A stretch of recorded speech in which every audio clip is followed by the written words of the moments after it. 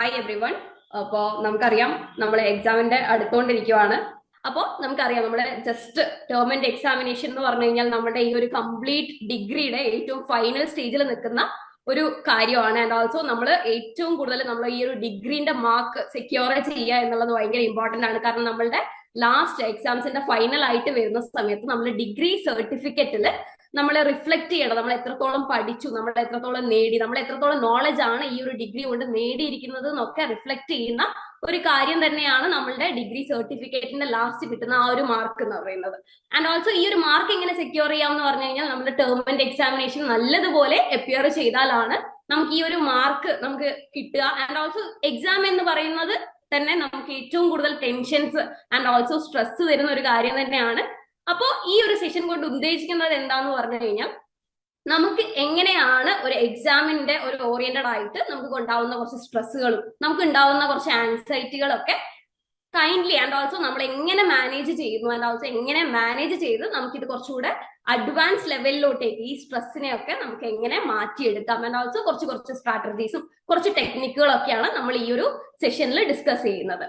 അപ്പൊ നമുക്കറിയാം നമ്മുടെ ടേം ആൻഡ് എക്സാമിനേഷന്റെ ജസ്റ്റ് ഒരു 2 days അല്ലെങ്കിൽ ഒരു 1 day കൊണ്ട് നമ്മളുടെ ഓരോ ബാച്ചസിനായിട്ട് term and examination just start ചെയ്യാൻ പോവുകയാണ്. അപ്പൊ ടേം ആൻഡ് എക്സാമിനേഷന്റെ ഒരു ഇമ്പോർട്ടൻസ് ജസ്റ്റ് ഞാൻ പറഞ്ഞിട്ടുണ്ട്. അപ്പോൾ എക്സാം എന്ന് കേൾക്കുമ്പോൾ ഫസ്റ്റ് ഓഫ് ഓൾ നമ്മൾ എല്ലാവരും നമ്മളുടെ ഉള്ള എല്ലാ കോൺഫിഡൻസും തകർന്ന് തരിപ്പണാവുന്ന ഒരു ടൈം തന്നെയാണ്. നമുക്ക് ഈ ഒരു എക്സാമിന്റെ ജസ്റ്റ് പ്രയോർ ആയിട്ടുള്ള ആ ഒരു സമയവും ടൈം ടേബിൾ കിട്ടുന്ന സമയവും ഹോൾ ടിക്കറ്റ് കയ്യിലൊക്കെ നിങ്ങൾക്ക് ഓൾറെഡി കിട്ടിക്കാണും. ആ സമയത്തൊക്കെ നിങ്ങൾക്ക് ഉണ്ടാവുന്ന അല്ലെങ്കിൽ ഇത്രയും കാലം നിങ്ങൾ പഠിച്ചുകൊണ്ടിരുന്നിട്ടുണ്ടാവും, സ്കെഡ്യൂളിനനുസരിച്ചിട്ട് ഉള്ളവരായിരിക്കാം. അതല്ലെങ്കിൽ ഒരു മെല്ലെ ഒരു നമ്മളുടേതായ രീതിയിലുള്ള പ്രിപ്പറേഷൻസ് എല്ലാം ഓൺഗോയിങ് ചെയ്യുന്ന ആൾക്കാരൊക്കെ ആയിരിക്കാം നിങ്ങൾ. പക്ഷെ സ്റ്റിൽ ഒരു എക്സാമിന്റെ ജസ്റ്റ് പ്രയോർ ആയിരിക്കുന്ന സമയങ്ങളിൽ നമുക്ക് നമ്മളുടെ കോൺഫിഡൻസിനെയും ആൻഡ് ഓൾസോ നമ്മൾ ഇത്രയും കാലം എന്തോരം പഠിച്ചിട്ടുണ്ട് എന്നത് നമ്മൾ എങ്ങനെ എഴുതും, നമ്മൾ എങ്ങനെയാണ് ഒരു ഗ്യാപ്പിന് ശേഷം എക്സാം അറ്റൻഡ് ചെയ്യുന്ന സമയത്ത് നമ്മൾ എത്രത്തോളം നമുക്ക് പെർഫോം ചെയ്യാൻ പറ്റും, നമുക്ക് തന്നെ ഒരു സെൽഫ് ഡൗട്ട് തോന്നുന്ന ഒരു ടൈം തന്നെയാണ് നമ്മളുടെ എക്സാമിന്റെ തൊട്ട് മുന്നേ ഉള്ള ഒരു ടൈം. പ്രത്യേകിച്ച് ആ ഹോൾ ടിക്കറ്റ് ഒക്കെ കൈ കിട്ടിക്കഴിഞ്ഞു കഴിഞ്ഞാൽ നമുക്ക് ഇത്രയും കാലം ഉണ്ടാവുക എല്ലാ ധൈര്യവും നമുക്ക് 4 സൈഡിലൂടെ നമുക്ക് ചോർന്നു പോകുന്നതായിട്ട് നമുക്ക് തന്നെ കാണാം. നമുക്ക് ഉണ്ടാവുക അത്രയും സ്കിൽ ഉണ്ടാവും, നമ്മൾ അത്രയും എഫേർട്ടുകളും കാര്യങ്ങളും ഒക്കെ ഇട്ട് കഴിഞ്ഞിട്ടുണ്ടാവും. പക്ഷെ ഈ ഒരു സ്ട്രെസ് അല്ലെങ്കിൽ നമ്മളുടെ ആ ഒരു മൈൻഡ് സെറ്റ് ഭയങ്കര ഇമ്പോർട്ടന്റ് തന്നെയാണ്. അപ്പൊ ആ ഒരു മൈൻഡ് സെറ്റ് കുറച്ചും കൂടെ ബൂസ്റ്റ് ചെയ്യാൻ എന്താണ് ചെയ്യേണ്ടത് ആൻഡ് ഓൾസോ ഈ ഒരു സ്ട്രെസ്സിനെ എങ്ങനെ മാനേജ് ചെയ്യാം എന്നൊക്കെയാണ് ഈ ഒരു സെഷൻ കൊണ്ട് ഉദ്ദേശിക്കുന്നത്. അപ്പോ നമുക്ക് ഈ ഒരു സെഷനിലേക്ക് കടക്കാമെന്ന് വിചാരിക്കുന്നു. നിങ്ങളെയൊക്കെ പ്രിപ്പറേഷൻസ് ഒക്കെ നല്ല രീതിയിൽ നടക്കുന്നുണ്ടെന്ന് വിശ്വസിക്കുന്നു കേട്ടോ. ഓക്കെ, അപ്പൊ നമുക്ക് ആദ്യം തന്നെ സ്ട്രെസ് എന്താണ് എന്ന് ഞാൻ നിങ്ങൾക്ക് പറഞ്ഞു തരേണ്ട ആവശ്യമില്ല. നിങ്ങൾക്ക് എക്സാംസ് അടുക്കും തോറും നിങ്ങൾക്ക് ഏറ്റവും കൂടുതൽ ആൾക്കാർ ഭയങ്കര കൺസേൺ ആയിട്ടും ആൻഡ് ഓൾസോ ഭയങ്കര രീതിയിൽ നമ്മളെടുത്ത് വന്ന് പറയുന്ന ഒരു കാര്യമാണ്, ഹലോ എനിക്ക് ഭയങ്കര ടെൻഷനാണ്, ഞാൻ എന്താ ചെയ്യാ, ഞാൻ പരീക്ഷ ഡിസംബറിലേക്ക് മാറ്റിയാലോ, ഞാൻ ഇനി എന്താണ് ഈ എക്സാമിന്റെ സമയത്ത് എനിക്ക് ഉണ്ടാവുന്ന ആ ഒരു കോൺഫിഡൻസ് എല്ലാം പോയിട്ടുണ്ട്, എനിക്ക് ഭയങ്കര സ്ട്രെസ് കിട്ടിയിട്ട് ഉറങ്ങാൻ പറ്റുന്നില്ല, പഠിച്ചതൊന്നും ഓർക്കാൻ പറ്റുന്നില്ല എന്നൊക്കെയുള്ള വലിയ വലിയ കാര്യങ്ങളാണ് എപ്പോഴും നമ്മൾ വീക്ക്ലി കോളിലൊക്കെ സ്റ്റുഡൻസുമായിട്ട് കണക്ട് ചെയ്യുന്ന സമയത്ത് നമുക്ക് കിട്ടാറ്.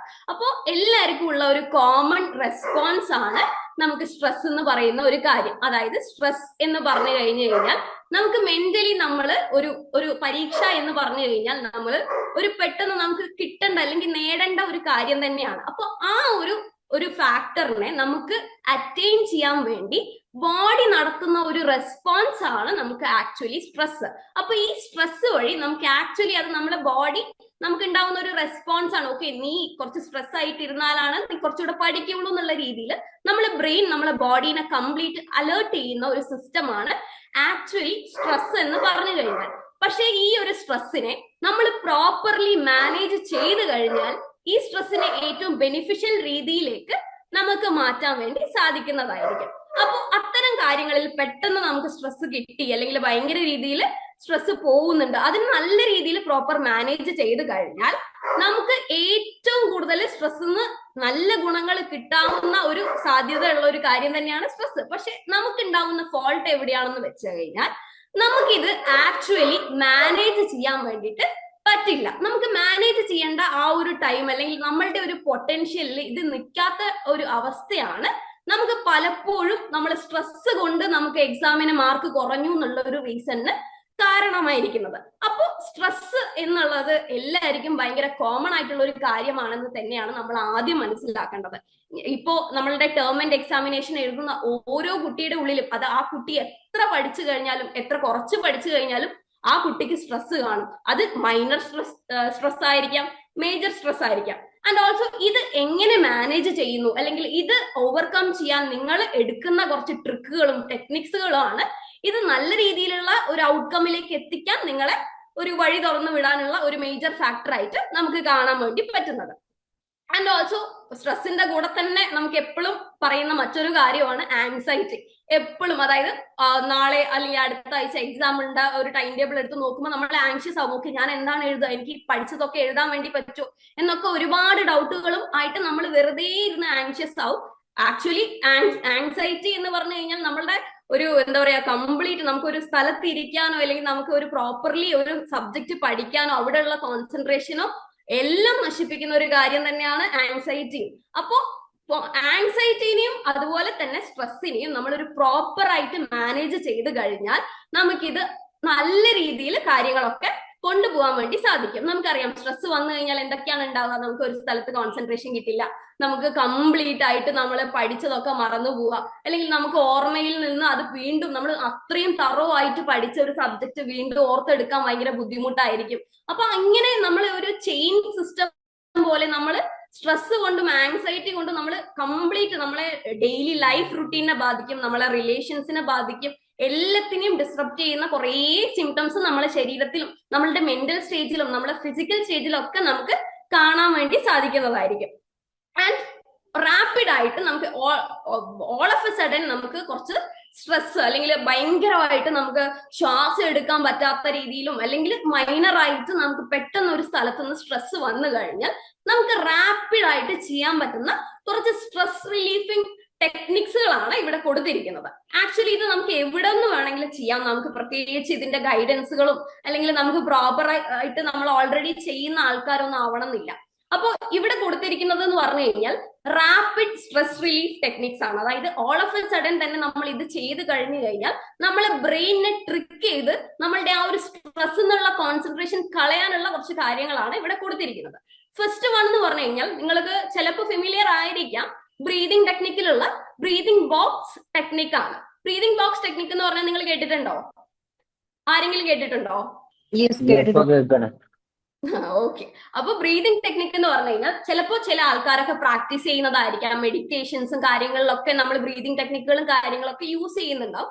പക്ഷെ ഈ ബ്രീതിങ് ബോക്സ് ടെക്നിക് എന്ന് പറഞ്ഞു കഴിഞ്ഞാൽ നമ്മൾ ഒരു സ്ക്വയർ ബോക്സ് എന്നുള്ള രീതിയിൽ ഒന്ന് കാണാം. അതായത് സ്ക്വയറിന് 4 വശങ്ങളാണ് ഉള്ളത്.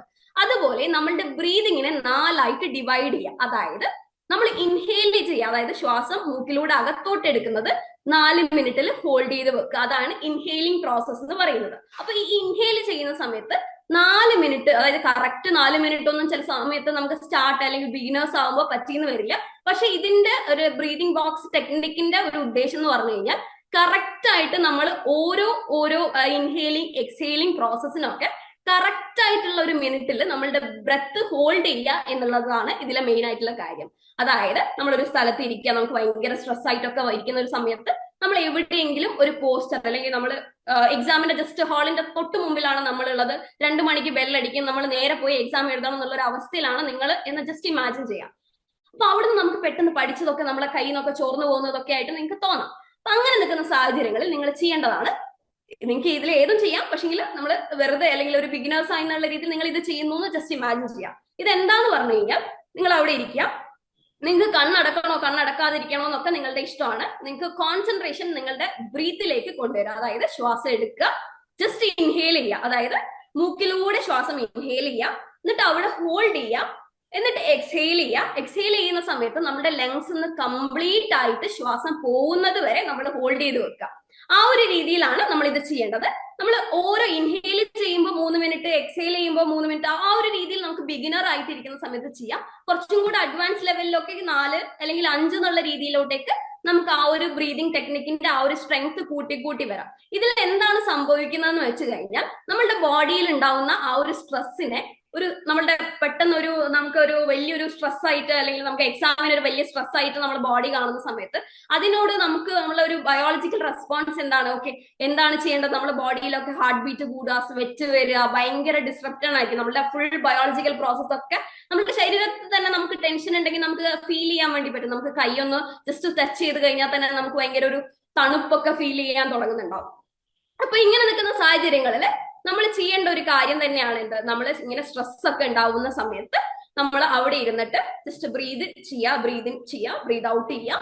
ആൻഡ് ഓൾസോ ഇങ്ങനെ ചെയ്ത് ഒരു 4 ടൈംസ് അല്ലെങ്കിൽ ഒരു 3 ടൈംസ് മിനിമം ചെയ്ത് കഴിഞ്ഞാൽ തന്നെ നമ്മുടെ ബോഡിയിലുള്ള പാരാസിമ്പത്തറ്റിക് സിസ്റ്റം ഇവോക്ക് ചെയ്യുകയും നമ്മളുടെ ഒരു കംപ്ലീറ്റ് സിസ്റ്റം അണ്ടർ കൺട്രോൾ ആവുകയാണ് ഇവിടെ ആക്ച്വലി ചെയ്യുന്നത്. ഇതൊക്കെ നല്ല ഹെൽപ്ഫുൾ ആയിട്ടുള്ള കുറച്ച് കാര്യങ്ങൾ തന്നെയാണ്. സ്റ്റഡീസും അതുപോലെ തന്നെ എക്സ്പീരിയൻസും കൊണ്ട് പ്രൂവ് ചെയ്ത കുറച്ച് കാര്യങ്ങളാണ് ഇവിടെ റാപ്പിഡ് സ്ട്രെസ് റിലീഫ് ടെക്നിക്സുകളായിട്ട് കൊടുത്തിരിക്കുന്നത്. ആൻഡ് നെക്സ്റ്റ് വരുവാണെങ്കിൽ 5 സെക്കൻഡ് റൂൾ ആണ്. 5 സെക്കൻഡ് റൂൾ എന്ന് പറഞ്ഞു കഴിഞ്ഞാൽ ഓക്കെ, നമുക്ക് ശ്വാസം മെഡിറ്റേഷൻ എന്നുള്ള രീതിയിലോട്ടേക്ക് ഒട്ടും പോകാൻ താല്പര്യമില്ലാത്ത ആൾക്കാർ, അല്ലെങ്കിൽ നമുക്ക് അതൊന്നും വേണ്ട, എനിക്ക് അവിടെ ഇരുന്ന് ശ്വാസം എടുത്ത് ശ്വാസം വിട്ടൊന്നും കളിക്കാൻ പറ്റില്ല, അങ്ങനെ ചെയ്യാനുള്ള അല്ലെങ്കിൽ അങ്ങനെ പറ്റില്ല എന്നുള്ള പറയുന്ന നെക്സ്റ്റ് കാറ്റഗറി ഓഫ് ആൾക്കാർക്ക് വേണ്ടിയിട്ട് നമ്മൾ അടുത്ത ഒരു കാര്യം ഇൻട്രൊഡ്യൂസ് ചെയ്യാണ്, 5 സെക്കൻഡ് റൂൾ. എന്താണ് 5 സെക്കൻഡ് റൂൾ എന്ന് പറഞ്ഞു കഴിഞ്ഞാൽ, നമ്മൾ ആ ഒരു എക്സാമിന്റെ തൊട്ട് മുന്നേ ഇരിക്കുന്ന ഒരാളാണ്. അപ്പൊ അങ്ങനെ നിൽക്കുന്ന സമയത്ത് നമ്മൾ ജസ്റ്റ് 5 മുതൽ താഴോട്ടേക്ക് കൗണ്ട് ഡൗൺ ചെയ്യുക. അതായത് കൗണ്ട് ഡൗൺ 5, 4, 3, 2, 1 എന്നുള്ള രീതിയിൽ നമ്മൾ കൗണ്ട് ഡൗൺ ചെയ്യുക. ആൻഡ് കൗണ്ട് ഡൗൺ ചെയ്ത് 1 എന്ന് എത്തുന്ന സമയത്ത് നമ്മൾ ഇരുന്നിട്ടാണോ അല്ലെങ്കിൽ നിന്നിട്ടാണോ ഉള്ളതെന്ന് അവിടുന്ന് മൂവ്മെന്റ് ചെയ്യുക. അതായത് ഇപ്പോ നമ്മൾ എവിടെയെങ്കിലും ഒരു ബെഞ്ചിൽ ഇരിക്കുകയാണെന്ന് വിചാരിക്കാം. നിങ്ങൾ ജസ്റ്റ് ഇമാജിൻ ചെയ്യാം, നിങ്ങളുടെ എക്സാം ഹാളിന്റെ പുറത്താണുള്ളത്, കുറെ കുട്ടികൾ ചുറ്റുമുണ്ട്, പക്ഷെ നിങ്ങൾക്ക് ഭയങ്കര സ്ട്രെസ് ആയിട്ട് എന്ത് ചെയ്യണം എന്ത് ചെയ്യണ്ടെന്നൊന്നും മനസ്സിലാവുന്നില്ല. അങ്ങനെ നിൽക്കുന്ന സാഹചര്യങ്ങൾ നിങ്ങൾ പെട്ടെന്ന് അവിടുന്ന് കൗണ്ട് ഡൗൺ ചെയ്യുന്നു. എന്നിട്ട് ഇരുന്ന ആ ഒരു പോസ്റ്ററിൽ നിന്ന് തന്നെ നിങ്ങൾ എഴുന്നേക്കുന്നു. ഓൺ ദ സ്പോട്ട് ഈ കൗണ്ട് ഡൗൺ ചെയ്ത് കഴിഞ്ഞു കഴിഞ്ഞാൽ നിങ്ങൾ ആ ഒരു പോസ്റ്റർ മാറ്റണം. അതായത് റാപ്പിഡ് മൂവ്മെന്റ് അവിടെ കൊണ്ടുവരണം. ഇത് ആക്ച്വലി എന്താണ് ട്രിഗർ ചെയ്യുന്നതെന്ന് പറഞ്ഞു കഴിഞ്ഞാൽ, നമ്മുടെ ഇമോഷണൽ റെസ്പോൺസ് ഇല്ലേ, നമ്മൾ മെന്റലി ബ്രേക്ക് ഡൗൺ ആവുന്ന അല്ലെങ്കിൽ നമ്മൾ കുറച്ചും കൂടെ സ്ട്രെസ്ഫുൾ ആയിട്ട് നമ്മുടെ ബ്രെയിൻ ബ്രെയിൻ ഇങ്ങനെ നമ്മളെ ചിന്തിച്ചുകൊണ്ടേയിരിക്കും, ഓക്കെ ഇത് ടഫ് ആവാനുള്ള സാധ്യത ഉണ്ട് എന്നുള്ള രീതിയിൽ ഇങ്ങനെ ചിന്തിച്ചുകൊണ്ടിരിക്കുന്ന ബ്രെയിനിനെ നമ്മൾ ട്രിക്ക് ചെയ്യാണ് ആക്ച്വലി ചെയ്യുന്നത്. നമ്മൾ ഈ 5 സെക്കൻഡ് റൂൾ കൊണ്ട് നമ്മൾ സ്ട്രെസ് ആയിട്ടുള്ള ബ്രെയിനിനെ നമ്മൾ അതിന്റെ പ്രീ ഫ്രോണ്ടൽ കോർട്ടെക്സിനെയാണ് നമ്മൾ പോയി കിക്ക് ചെയ്യുന്നത്. അപ്പൊ അങ്ങനെ നിൽക്കുന്ന സമയത്ത് ബ്രെയിൻ ആകെ ഓക്കെ, ഞാൻ ഡിസിഷൻ ആണ് ഇപ്പൊ മേക്ക് ചെയ്യേണ്ടത് എന്നുള്ള ഒരു ഘട്ടത്തിലേക്ക് എത്തുകയും സ്ട്രെസ് ക്രമേണ കുറയുകയാണ് നമ്മൾ ഈ ഒരു സമയത്ത് നമുക്ക് ചെയ്യാൻ വേണ്ടിയിട്ട് നമ്മളെ ബ്രെയിന് ചെയ്യാം. അതാണ് നമ്മുടെ 5 സെക്കൻഡ് റൂൾ എന്ന് പറയുന്ന ആ ഒരു റൂൾ. മെയിൻലി ഒന്നുമില്ല, 5 മുതൽ താഴോട്ടേക്ക് എണ്ണുക, എന്നിട്ട് ഇരുന്നെടുക്കുന്നതാണെങ്കിൽ നമ്മളൊന്ന് ജസ്റ്റ് നടക്കുക, മൂവ്മെന്റ് കൊണ്ടുവരിക, അല്ലെങ്കിൽ നമ്മൾ എന്തെങ്കിലും പെട്ടെന്ന് കൈയും കാലും ഒക്കെ ഒന്ന് ഷെയ്ക്ക് ചെയ്യാൻ വേണ്ടിയിട്ട് ശ്രമിക്കുക. ഈ 5 സെക്കൻഡ് കൊണ്ട് എണ്ണല് മാത്രമല്ല, അവിടെ മൂവ്മെന്റും കുറച്ചുകൂടെ ഇമ്പോർട്ടന്റ് തന്നെയാണ്. നെക്സ്റ്റ് വരുന്നതാണ് വിഷ്വലൈസേഷൻ ടെക്നിക് എന്ന് പറഞ്ഞു കഴിഞ്ഞാൽ. വിഷ്വലൈസേഷൻ ടെക്നിക് എന്ന് പറഞ്ഞു കഴിഞ്ഞാൽ നിങ്ങൾക്ക് ഓക്കെ ഇത് രണ്ടും ചെയ്യാൻ താല്പര്യമില്ലാത്ത ഒരാളാണെങ്കിൽ നിങ്ങൾ ജസ്റ്റ് ഇമാജിൻ ചെയ്യുക, okay you are writing your exam, നിങ്ങൾ നിങ്ങളുടെ എക്സാംസ് എഴുതിക്കൊണ്ടിരിക്കുകയാണ്. അപ്പൊ അങ്ങനെ എഴുതുന്ന സമയത്ത് നിങ്ങൾ മോസ്റ്റ്ലി എന്താണ് പ്രിഫർ ചെയ്യുന്നത്, നമ്മളെ എക്സാം അത്രയും സ്മൂത്ത് ആയിട്ട് പോകണം, അത്രയും ഈസി ആയിട്ട് പോകണം എന്നുള്ള രീതിയിലാണ് കാര്യങ്ങളൊക്കെ നമ്മൾ ഇമാജിൻ ചെയ്യേണ്ടത്. നമ്മൾ ആ ഒരു വിഷ്വൽ ഇമാജിൻ ചെയ്യാൻ, ഞാൻ നല്ല രീതിയിൽ എക്സാംസ് എഴുതിക്കൊണ്ടിരിക്കുകയും എക്സാംസ് എഴുതി ഓക്കെ നല്ല രീതിയിൽ എനിക്ക് മാർക്സ് സെക്യൂർ ചെയ്തിട്ട് ഞാൻ തിരിച്ച് എക്സാംസിന്റെ ആ ഒരു സെന്ററിൽ നിന്ന് പുറത്തോട്ടേക്ക് അത്രയും നല്ല ഒരു ചിരിച്ചുകൊണ്ടുള്ള മുഖമായിട്ട് ഇറങ്ങി വരുന്ന ഒരു കാര്യങ്ങളൊക്കെ നിങ്ങൾ ഇമാജിൻ ചെയ്ത് കൊണ്ടുവരേണ്ടതാണ്. അതാണ് വിഷ്വലൈസേഷൻ ടെക്നിക് കൊണ്ട് ഉദ്ദേശിക്കുന്നത്. ഇനി നെക്സ്റ്റ് എന്ന് പറഞ്ഞു കഴിഞ്ഞാൽ നമ്മളുടെ ലാസ്റ്റ് മിനിറ്റുള്ള മൈൻഡ് സെറ്റ് ആണ് എല്ലാത്തിന്റെയും മെയിൻ ആയിട്ടുള്ള ഒരു ഫൗണ്ടേഷൻ എന്ന് പറയുന്നത്.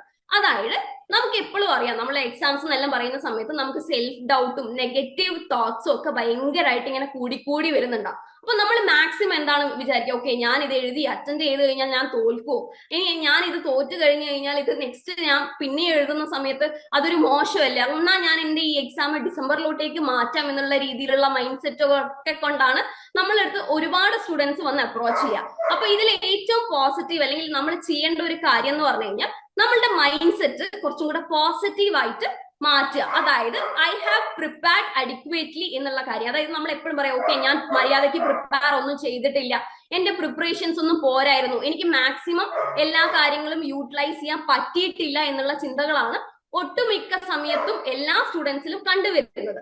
അത് നേരെ ചേഞ്ച് ചെയ്തിട്ട് ഞാൻ നല്ല രീതിയിൽ പ്രിപ്പയർ ചെയ്തിട്ടുണ്ട്. ഓക്കെ, ഞാൻ ഇപ്പോ ഫോർ എക്സാമ്പിൾ നിങ്ങൾക്ക് ബ്ലോക്ക് 4 വരെയാണുള്ളതെങ്കിൽ ആ ബ്ലോക്ക് 3 വരെ നിങ്ങൾ പഠിച്ചിട്ടുള്ളൂ, ഒരു ബ്ലോക്ക് ഞാൻ പഠിച്ചിട്ടില്ല എന്നുള്ള ഒരു കൺസേൺ ആയിരിക്കും മോസ്റ്റ്ലി നിങ്ങൾക്ക് എല്ലാവർക്കും ഉണ്ടാവുക.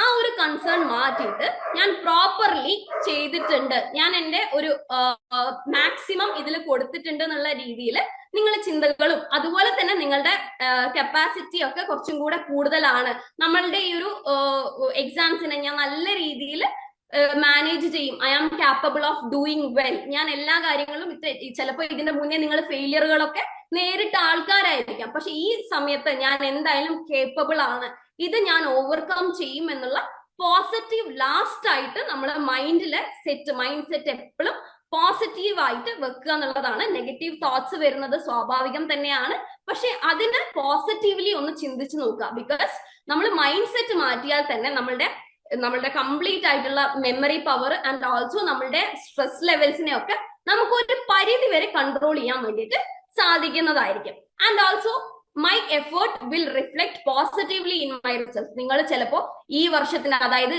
നിങ്ങൾ ലാസ്റ്റ് ഇയർ ജൂലൈ 24 മുതൽ പഠിച്ച് നമ്മളുടെ ആപ്പിലുള്ള എല്ലാ വീഡിയോസും കണ്ട് പ്രിപ്പയർ ചെയ്ത സ്റ്റുഡൻസ് ആയിരിക്കാം. അപ്പോൾ ആ ഒരു സ്റ്റുഡൻസിനായെങ്കിലും അല്ലെങ്കിൽ അതിന്റെ ഇടയിൽ ഇൻ ബിറ്റ്വീൻ നിങ്ങൾ പഠിച്ചു തുടങ്ങിയ ആൾക്കാരായിരിക്കാം. പക്ഷെ നിങ്ങൾ ആ ഒരു എഫേർട്ട് എടുത്തതിന്റെ ഓരോ എഫേർട്ടും അല്ലെങ്കിൽ നിങ്ങൾ എടുത്ത ഓരോ വീഡിയോസിൽ കണ്ട ഓരോ പാഠങ്ങളും നിങ്ങൾ ആ ഒരു പേപ്പറിൽ നിങ്ങൾക്ക് റിഫ്ലക്ട് ചെയ്യാൻ വേണ്ടിയിട്ട് സാധിക്കും. ആ ഒരു റിഫ്ലക്ഷൻ തന്നെ റിസൾട്ട് കിട്ടുമ്പോൾ നിങ്ങൾക്ക് അത് പോസിറ്റീവ്ലി വരും എന്നുള്ള ഒരു മൈൻഡ് സെറ്റും കൂടെ വെച്ച് കഴിഞ്ഞാൽ നമുക്ക് കുറച്ചും കൂടെ ഈസി ആയിരിക്കും. നമ്മൾ ഒന്നും പഠിക്കാതെ ഇരുന്നിട്ട് ഓക്കെ പോസിറ്റീവ് മൈൻഡ് സെറ്റ് വെച്ചിട്ട് കാര്യമില്ല, പക്ഷെ നമ്മൾ കുറച്ച് എഫേർട്ട് എടുക്കുക, അതിന്റെ കൂടെ കുറച്ചുകൂടെ പോസിറ്റീവ്ലി ചിന്തിച്ചിട്ട് നമ്മൾ ഉണ്ടാക്കുന്ന നെഗറ്റീവ് തോട്ട്സുകളൊക്കെ മാറ്റിയിട്ട് ഇപ്പൊ ക്യാപ്പബിൾ ഓഫ് ഡൂയിങ് വെൽ എന്നുള്ള ഒരു കാര്യം നമ്മളോട് തന്നെ പറഞ്ഞു കഴിഞ്ഞാൽ നമുക്ക് ഉണ്ടാക്കുന്ന അല്ലെങ്കിൽ നമ്മൾ എടുക്കുന്ന ആ ഒരു റിവിഷൻ സെഷൻസ് ഒക്കെ കുറച്ചും കൂടെ എഫക്റ്റീവ് ആയിട്ട് വരാൻ സാധിക്കുന്നതായിരിക്കും. ഓക്കെ, അപ്പൊ മൈൻഡ് സെറ്റ് മാറ്റുക എന്നുള്ളത് മറ്റൊരു ഇമ്പോർട്ടന്റ് ആയിട്ടുള്ള ഒരു കാര്യമാണ്. പിന്നെ മറ്റൊരു ഫാക്ടറാണ് കോൺഫിഡൻസ്. നമുക്കറിയാം എക്സാം എന്ന് പറഞ്ഞു കഴിഞ്ഞാൽ കോൺഫിഡൻസ് ബൂസ്റ്റേഴ്സ് തന്നെ ആവശ്യം തന്നെ ആയിരിക്കും. കാരണം കോൺഫിഡൻസ് മാറ്റേഴ്സ്. ഇപ്പൊ നമ്മൾ ഏത് ഒരു രീതിയിൽ പോയി കഴിഞ്ഞാൽ ഇപ്പൊ എക്സാംസിന് നമ്മൾ അത്രയും പ്രിപ്പയർ ചെയ്തു എല്ലാം ഇതാണ് നമ്മുടെ, പക്ഷെ സെൽഫ് ഡൗട്ട് എന്നുള്ള ഒരു കാര്യം വന്നു കഴിഞ്ഞാൽ നമുക്ക് എത്ര രീതിയിലും പോയി കഴിഞ്ഞാലും അല്ലെങ്കിൽ നമ്മൾ അത്രയും പ്രിപ്പയർഡ് ആണെങ്കിൽ പോലും നമുക്ക് പ്രോപ്പർലി എല്ലാ രീതിയിലും നമുക്ക് ഉത്തരങ്ങൾ എഴുതാൻ വേണ്ടി സാധിക്കില്ല. അപ്പൊ കോൺഫിഡൻസ് ബൂസ്റ്റ് ചെയ്യാനുള്ള കുറച്ച് ടെക്നിക്ക് എന്ന് പറഞ്ഞു കഴിഞ്ഞാൽ നമുക്ക് ഫസ്റ്റ് പറയാവുന്നത് പവർ പോസ് എന്നുള്ളൊരു ടെക്നിക്കാണ്. എന്താണ് പവർ പോസ് എന്ന് പറഞ്ഞു കഴിഞ്ഞാൽ നമുക്കിത് വൈഡ്ലി ഇപ്പോൾ യൂസ് ചെയ്യുന്ന ഏറ്റവും ട്രെൻഡിങ് ആയിട്ടുള്ള ഒരു കോൺഫിഡൻസ് ബൂസ്റ്റർ ആണ് പവർ പോസ് എന്ന് പറഞ്ഞു കഴിഞ്ഞാൽ. പവർ പോസ് എന്ന് പറഞ്ഞാൽ ഒന്നുമില്ല, ജസ്റ്റ് നമ്മൾ എന്തെങ്കിലും ഒരു കാര്യം ജസ്റ്റ് ഭയങ്കര സ്ട്രെസ് ആയിട്ടിരിക്കുക, അല്ലെങ്കിൽ കോൺഫിഡൻസിനെ നമുക്കൊരു ക്വസ്റ്റ്യൻ ചെയ്യാൻ നിൽക്കുന്ന പോലെയൊക്കെ നിൽക്കുന്നത് എക്സാമിന്റെ തൊട്ട് മുമ്പേ കോൺഫിഡൻസ് ഒക്കെ കുറവാണ്, അല്ലെ പഠിച്ചുകൊണ്ടിരിക്കുമ്പോൾ നിങ്ങൾക്ക് റിവൈസ് ചെയ്തിട്ടൊന്നും ഓർമ്മയില്ല, നിങ്ങൾ ഇത്രയും കാലം പഠിച്ചതൊന്നും നിങ്ങളെ മൈൻഡിൽ നിൽക്കുന്നില്ല എന്നൊക്കെ ആണെങ്കിൽ പവർ പോസ് എന്ന് പറഞ്ഞ ഒരു കൈൻഡ് ഓഫ് ഫണ്ണി വേ തന്നെ ആയിരിക്കും. കാരണം പെട്ടെന്ന് കേൾക്കുമ്പോൾ നിങ്ങൾക്ക് അതിൽ ഇതിലൊക്കെ എന്താണ് കാര്യം എന്നൊക്കെ വിചാരിക്കും. പക്ഷെ പവർ പോസ് എന്ന് പറഞ്ഞു കഴിഞ്ഞാൽ നിങ്ങൾ എവിടെയാണോ ഇരിക്കുന്നത് അവിടുന്ന് ജസ്റ്റ് ബേസ്റ്റ് ഔട്ട് ചെയ്യുക എന്ന് പറഞ്ഞാൽ ചാടി എഴുന്നേക്കുക എന്നുള്ളതല്ല, ജസ്റ്റ് എഴുന്നേറ്റ് നിന്നിട്ട് ആംസ് എല്ലാം ഒന്ന് സ്പ്രെഡ് ചെയ്യുക. അതായത് കൈ കാലുകളൊക്കെ ഒന്ന് ജസ്റ്റ് ഒന്ന് സ്പ്രെഡ് ചെയ്ത് നമ്മള് ആ ഒരു ഫോം ഇവിടെ ഒരു പിക്ചർ കൊടുത്തിട്ടില്ലേ, ആ ഒരു പോസ്റ്ററിലേക്ക് നിങ്ങൾ കൊണ്ടുവന്നതിന് ശേഷം നിങ്ങൾ റിലാക്സ് ചെയ്യുക, നമ്മളുടെ കംപ്ലീറ്റ് മസിൽസിനെ റിലാക്സ് ചെയ്യാൻ കൊടുക്കുക. അപ്പൊ ഇതിൽ എന്താണ് ആക്ച്വലി സംഭവിക്കുന്നതെന്ന് പറഞ്ഞു കഴിഞ്ഞാൽ നമ്മുടെ ബയോളജിക്കൽ റിതത്തിനെ എഫക്ട് ചെയ്ത് നമ്മളുടെ കോർട്ടിസോൾ ലെവലിനെ ഒക്കെ ഇന്ററപ്റ്റ് ചെയ്തിട്ട് നമുക്ക് ഹാപ്പി ഹോർമോൺസും കോൺഫിഡൻസും ഒക്കെ ബൂസ്റ്റ് ചെയ്യുന്ന ഒരു ടൈപ്പ് ഓഫ് ടെക്നിക്കാണ് ഈ പവർ പോസിൽ ഉൾപ്പെടുത്തിയിരിക്കുന്നത്. പിന്നെ സക്സസ് റീകോൾ ആണ്. സക്സസ് റീകോൾ എന്ന് പറഞ്ഞു കഴിഞ്ഞാൽ നിങ്ങളുടെ ലൈഫിൽ ഒരുപാട് സക്സസുകൾ നേരിട്ട ആൾക്കാർ തന്നെയായിരിക്കാം. അപ്പൊ നിങ്ങൾ ഇതിനു മുമ്പ് ഒരുപാട് എക്സാംസുകൾ അറ്റൻഡ് ചെയ്തിട്ടുണ്ടാവും. അപ്പൊ അതിലുള്ള ഏറ്റവും ബെസ്റ്റ് ആയിട്ടുള്ള നിങ്ങൾ ഓവർകം ചെയ്തു, ഓക്കെ ഞാൻ അത് നേടിയിട്ടുണ്ട്, ഞാൻ അത് ഓവർകം ചെയ്ത് മുന്നോട്ട് വന്ന ഒരാളാണ് എന്നുള്ള രീതിയിൽ നിങ്ങൾ സക്സസ്ഫുൾ ആയിട്ടുള്ള ആ ഒരു ഇവന്റ്സ് ഒക്കെ ആലോചിച്ചിട്ട് നിങ്ങൾക്ക് നിങ്ങളുടെ കോൺഫിഡൻസ് ബൂസ്റ്റ് ചെയ്യാൻ വേണ്ടിയിട്ട് സാധിക്കുന്നതാണ്. ഇതൊക്കെയാണ് കോൺഫിഡൻസ് ബൂസ്റ്റേഴ്സ് ആയിട്ട് പറയുന്നത്. ഇപ്പൊ നമ്മൾ ഡിസ്കസ് ചെയ്തത് എന്തൊക്കെയാന്ന് പറഞ്ഞു കഴിഞ്ഞാൽ നമ്മുടെ സ്ട്രെസ്സിന് ഇൻസ്റ്റന്റ്ലി റിലീഫ് കൊടുക്കേണ്ട കുറച്ച് കാര്യങ്ങളും ഡിസ്കസ് ചെയ്തിട്ടുണ്ട്. കോൺഫിഡൻസിനെ ജസ്റ്റ് ബൂസ്റ്റ് ചെയ്യുന്ന കുറച്ച് കാര്യങ്ങളൊക്കെ നമ്മൾ ഡിസ്കസ് ചെയ്തിട്ടുണ്ട്. ഇതൊക്കെ എന്ന് പറഞ്ഞു കഴിഞ്ഞാൽ ആ ഒരു മൊമെന്ററി നമുക്ക് കോൺഫിഡൻസും അതുപോലെ സ്ട്രെസ് റിലീഫും തരുന്ന കാര്യങ്ങൾ തന്നെയാണ്. നിങ്ങൾ ഇപ്പോൾ റിവൈസ് ചെയ്യുന്ന ആൾക്കാരൊക്കെ ആണെങ്കിൽ നിങ്ങൾ പഠിക്കുന്ന ടൈമിലൊക്കെ ഇതൊന്ന് ചെയ്തു നോക്കൂ. ജസ്റ്റ് ഒരു ട്രയൽ റൺ എന്നുള്ള രീതിയിൽ നിങ്ങൾക്ക് വേണമെങ്കിൽ ആ ഒരു റിവിഷൻ ടൈമിൽ ഇത്തരം കാര്യങ്ങളൊക്കെ ഇൻക്ലൂഡ് ചെയ്യാൻ വേണ്ടിയിട്ട് സാധിക്കുന്നതായിരിക്കും. അപ്പൊ ഇതാണ് മെയിൻലി കോൺഫിഡൻസ് ബൂസ്റ്റേഴ്സിനെ പറ്റി പറയാനുള്ളത്. ഓക്കെ, ഇതൊക്കെയാണ് ജസ്റ്റ് ആയിട്ടുള്ള നിങ്ങൾക്ക് ഒരു റഫ് വ്യൂ എന്നുള്ള രീതിയിൽ നമ്മൾ പറഞ്ഞു തരിക്കുന്ന ഇത്തരം കാര്യങ്ങളാണ്. നിങ്ങൾക്ക് ജസ്റ്റ് ഒരു സ്ട്രെസ് അല്ലെങ്കിൽ ഒരു കോൺഫിഡൻസ് കുറവ് നിങ്ങൾ കോമൺ ആയിട്ട് കിട്ടുന്ന ഒരു കാര്യം ആയതുകൊണ്ടാണ് ഇത് ജസ്റ്റ് ഒന്ന് ഇൻട്രൊഡ്യൂസ് ചെയ്തത്. ഇത് എല്ലാവർക്കും ചെയ്യാൻ പറ്റുന്ന അല്ലെങ്കിൽ എല്ലാവർക്കും ബിഗിനർ ഫ്രണ്ട്ലി ആയിട്ടുള്ള ടെക്നിക്സുകൾ മാത്രമേ ഇന്നത്തെ ഈ ഒരു സെഷനിൽ നമ്മൾ ഡിസ്കസ് ചെയ്തിട്ടുള്ളൂ. അപ്പൊ നിങ്ങൾക്ക് എന്തെങ്കിലും ഡൗട്ട്സുകളും അല്ലെങ്കിൽ നിങ്ങൾക്ക് ഉണ്ടാവുന്ന അല്ലെങ്കിൽ എന്തെങ്കിലും കൺസേൺസ് ഒക്കെ ഉണ്ടെങ്കിൽ നിങ്ങൾക്ക് ഇപ്പൊ ചോദിക്കാവുന്നതാണ്. ഒരു Q&A സെഷൻ പോലെ നമുക്ക് ഒരു ഇന്ററാക്റ്റീവ് സെഷൻസ് ഇപ്പൊ നോക്കാം. ആർക്കെങ്കിലും എന്തെങ്കിലും ഡൗട്ട് ഉണ്ടോ? ഡൗട്ട് അല്ല, നിങ്ങൾക്ക് എന്തെങ്കിലും കൺസേണോ അല്ലെങ്കിൽ ആങ്സൈറ്റി ഭയങ്കര ഡിസ്റപ്റ്റഡ് ആയിട്ടുള്ള അങ്ങനെ എന്തെങ്കിലും ഇഷ്യൂസ് ഒക്കെ ഉണ്ടെങ്കിൽ ഇപ്പൊ ചോദിക്കാം കേട്ടോ. Hello miss. പറഞ്ഞോളൂ, കേൾക്കാം. മിസ്, ഈ ക്വസ്റ്റ്യൻ ആൻസർ ചെയ്യുന്ന സമയത്ത് നമ്മൾ പരീക്ഷയ്ക്ക് ആൻസർ ചെയ്യൂല എക്സാമിന് ആൻസർ ചെയ്യുന്ന സമയത്ത് ഒരു ക്വസ്റ്റ്യൻ നമുക്ക് അറിയാൻ പാടില്ലെന്ന് ഒരു ഓട്ടോമാറ്റിക് സ്ട്രെസ് ചെയ്യുമല്ലോ. ആ സമയത്ത് ഈ സാധനമൊക്കെ ചെയ്യാൻ ടൈം ഉണ്ടാവില്ലല്ലോ. അപ്പൊ എന്ത് ചെയ്യും? ഓക്കെ, നമുക്ക് എക്സാമിന് എങ്ങനെയാണ് നമുക്ക് ക്വസ്റ്റ്യൻസ് വരാറ്? യൂഷ്വലി നമുക്ക് ക്വസ്റ്റ്യൻസ് വരാറുണ്ട്. നമുക്ക് ക്വസ്റ്റ്യൻ പേപ്പറിന്റെ പാറ്റേൺ ഒക്കെ നമുക്ക് ഓൾറെഡി അറിയുന്ന ഒരു കാര്യം തന്നെയല്ലേ. നമുക്ക് കുറെ ക്വസ്റ്റ്യൻസ് വരാറുണ്ട്. നമ്മുടെ തന്നെ PYQസും ഇമ്പോർട്ടന്റ് ഏരിയാസ് ഒക്കെ സ്ട്രെസ് ഔട്ട് ചെയ്തിട്ട് തന്നെ നിങ്ങൾക്ക് നല്ല രീതിയിലുള്ള ഒരു ഔട്ട്ലൈൻ ഉണ്ടാക്കി തരുന്നുണ്ടല്ലോ ഓൾറെഡി. അപ്പോ നിങ്ങൾ ആ സമയത്ത് ഫസ്റ്റ് ക്വസ്റ്റ്യൻ പേപ്പർ കിട്ടി കഴിഞ്ഞു കഴിഞ്ഞാൽ നിങ്ങൾക്ക് ഏതാണ് ക്വസ്റ്റ്യൻസ് അറ്റൻഡ് ചെയ്യാൻ പറ്റുന്ന ക്വസ്റ്റ്യൻസ് ടിക്ക് ഔട്ട് ചെയ്യുക. അതായത് ക്വസ്റ്റ്യൻ പേപ്പർ കിട്ടുന്ന ടൈമിൽ തന്നെ ആ ഒരു കാര്യം എന്താണ്, ഏതൊക്കെ കാര്യങ്ങളാണ് നമുക്ക് അറിയുന്നത്, ഏതൊക്കെ ക്വസ്റ്റ്യൻസ് ആണ് നമുക്ക് എഴുതാൻ വേണ്ടി സാധിക്കുന്നത്, ഇതിൽ ഏറ്റവും കൂടുതൽ പഠിച്ച ഏരിയാസ് ഏതൊക്കെയാണെന്ന് ടിക്ക് ഔട്ട് ചെയ്തിട്ട് വേണം ആദ്യം എഴുതാൻ. അത് ആദ്യം നമ്മൾ വട്ടിടുവോ അല്ലെങ്കിൽ നമ്മൾ അത് സെലക്ട് ചെയ്ത് വെക്കുകയോ ചെയ്യണം. അതിനുശേഷം നമുക്ക് അവിടെ നിന്ന് ചെയ്യാൻ പറ്റുന്ന ഒരു കാര്യമാണ്. അല്ലാതെ എക്സാമിന്റെ തൊട്ട് നടുവിൽ ഇരുന്നിട്ട് നിങ്ങൾക്ക് വേണമെങ്കിൽ ചെയ്യാം. നിങ്ങൾക്ക് കൈയും കാലൊക്കെ ഒന്ന് റിലാക്സ് ചെയ്യുക, മസിൽ റിലാക്സേഷൻ ഒക്കെ സ്ട്രെസ് റിലീഫിംഗ് ടെക്നിക്സ് തന്നെയാണ്. അവിടെ ഇരുന്നിട്ട് ബ്രീത് ഔട്ട് ടെക്നിക്ക് തന്നെ ചെയ്യണമെന്നില്ല. നമുക്ക് ഒരുപാട് സ്ട്രെസ് റിലീഫിംഗ് ടെക്നിക്സുകളും സ്ട്രാറ്റജീസുകളും ഒക്കെ ഉണ്ട്. ഇത് ഇൻ ബിറ്റ്വീൻ എക്സാംസ് വേണമെങ്കിൽ ചെയ്യുന്ന ആൾക്കാരുണ്ട്, ചെയ്തിട്ട് ഗുണമുള്ള ആൾക്കാരും ഉണ്ട്. അപ്പൊ അത് നിങ്ങൾക്ക് എപ്പോ ചെയ്യണം എന്നുള്ളത് നിങ്ങളുടെ ഇഷ്ടമാണ്. ഇൻ ബിറ്റ്വീൻ ചെയ്യണമെങ്കിൽ നിങ്ങൾക്ക് ചെയ്യാം, അതൊന്നും ഒരു പ്രശ്നമില്ല. ടൈം മാനേജ്മെന്റ് ഭയങ്കര പ്രശ്നമാണ്. അത് നോക്കിയിട്ട് വേണം നിങ്ങൾ ഇത് ചെയ്യാൻ. ഓക്കെ, പറഞ്ഞോളൂ. അപ്പൊ ഫസ്റ്റ് ക്വസ്റ്റ്യൻ നമുക്ക് അറിയില്ല, സെക്കൻഡോ തേർഡോ ആയിരിക്കാം നമുക്ക് അറിയുന്നത്. അപ്പൊ നമുക്ക് ഫസ്റ്റ് നമ്പർ ഇട്ടിട്ട് അത് എഴുതാൻ പറ്റുമോ? അതിന് കുഴപ്പമുണ്ടാവോന്ന്?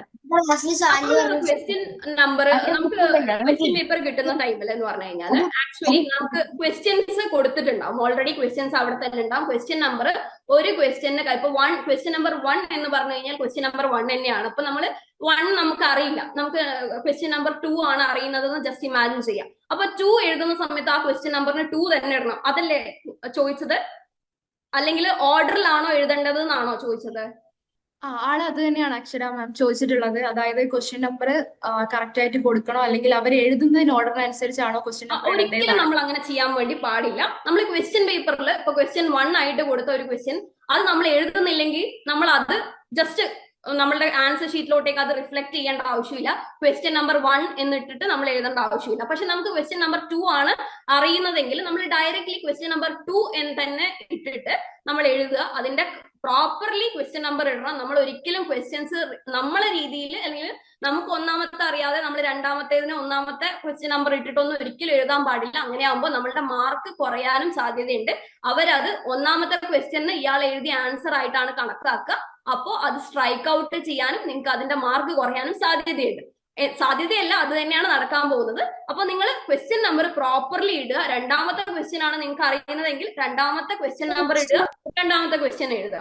ഓക്കെ, ആൻഡ് ഓൾസോ നിങ്ങൾ ഈ ഓർഡറിൽ എഴുതണോ എന്നുള്ളതൊക്കെ നിങ്ങളുടെ ഇഷ്ടമാണ്. നിങ്ങൾക്ക് ഇപ്പോ ഫസ്റ്റത്തെ ക്വസ്റ്റ്യൻ എഴുതി അറിയില്ല, സെക്കൻഡ് ക്വസ്റ്റ്യൻ അറിയില്ല, പക്ഷെ തേർഡ് ആണ് അറിയെങ്കിൽ നിങ്ങൾക്ക് ആദ്യം തേർഡ് എഴുതാം. അതൊക്കെ നിങ്ങളുടെ ഒരു പ്രയോറിറ്റി അല്ലെങ്കിൽ നിങ്ങളുടെ ഒരു പേഴ്സണൽ ചോയ്സിനനുസരിച്ചിരിക്കും. പക്ഷെ ക്വസ്റ്റ്യൻ നമ്പർ ഭയങ്കര ഇമ്പോർട്ടന്റ് ആണ്. ക്വസ്റ്റ്യൻ നമ്പർ പ്രോപ്പർലി ഇട്ടിട്ടില്ലെങ്കിൽ അവരത് പ്രോപ്പർലി ചെക്ക് ചെയ്യില്ല. Okay, thank you ma'am. പറഞ്ഞോളൂ മാം. ഇതിനോട് വാല്യുവേഷൻ ഒക്കെ പേപ്പർ വാല്യുവേഷൻ ഒക്കെ യൂണിവേഴ്സിറ്റി നിന്നാണോ? അത് എന്റെ സ്റ്റഡി സെന്റർ ഒക്കെ കേരളത്തിലാണ്, പക്ഷെ ഞാൻ എക്സാം എഴുതുന്നത് കേരളത്തിന് പുറത്താ. അത് അപ്പൊ നിങ്ങളുടെ എക്സാം സെന്റേഴ്സിനെ ഒക്കെ ബേസ് ചെയ്തിട്ടാണ് ഉണ്ടാവുക. നിങ്ങൾ എവിടെയാണ് എക്സാം എഴുതുന്നത് എന്നുള്ള രീതിയിലായിരിക്കും ഉണ്ടാവുക. എക്സാം സെന്റേഴ്സിനനുസരിച്ചിട്ടാണ് വാല്യുവേഷൻ ക്യാമ്പ്സ് ഒക്കെ ഉണ്ടാവുക. ഓക്കെ, അപ്പൊ വാല്യുവേഷൻ കാര്യങ്ങളൊക്കെ കൂടുതലായിട്ടും എല്ലാപ്പോഴും നമ്മൾ എവിടെയാണ് എക്സാം എഴുതുന്നത് ആ റിലേറ്റഡ് കാര്യങ്ങളൊക്കെ ആയിരിക്കും ഉണ്ടാവുക കേട്ടോ. ഓക്കെ, അപ്പൊ നമുക്ക് നെക്സ്റ്റത്തെ സെഷനിലോട്ടേക്ക് പോവാം. ഓക്കെ, ഇപ്പൊ ഫെർദർ ആയിട്ട് ഡൗട്ട് ഉണ്ടെങ്കിൽ നിങ്ങൾക്ക് എല്ലാ ഡൗട്ടുകളും ഇന്നത്തെ ഈ ഒരു സെഷനിൽ തന്നെ ക്ലിയർ ചെയ്തിട്ട് തന്നെ പോവാം. എല്ലാ സെഷനും ഓരോ, ഇപ്പൊ നമ്മൾ ഫസ്റ്റ് സെഷൻ കഴിഞ്ഞത് സ്ട്രെസ് റിലേറ്റഡ് കാര്യങ്ങളൊക്കെയാണ്. നമുക്ക് നെക്സ്റ്റ് ടൈം മാനേജ്മെന്റും എക്സാമിന് ഉണ്ടാകുന്ന ആ ഒരു കാര്യങ്ങളൊക്കെ പറ്റിയിട്ട് തന്നെയാണ് പറയുന്നത്. അപ്പൊ നിങ്ങൾക്ക് അടുത്ത സെഷനിലോട്ടേക്ക് കുറച്ചുകൂടെ ഒരു ക്ലാരിറ്റി കിട്ടും. And also third session is also very important, അതുകൂടെ അറ്റൻഡ് ചെയ്യാം കേട്ടോ. Okay, thank you.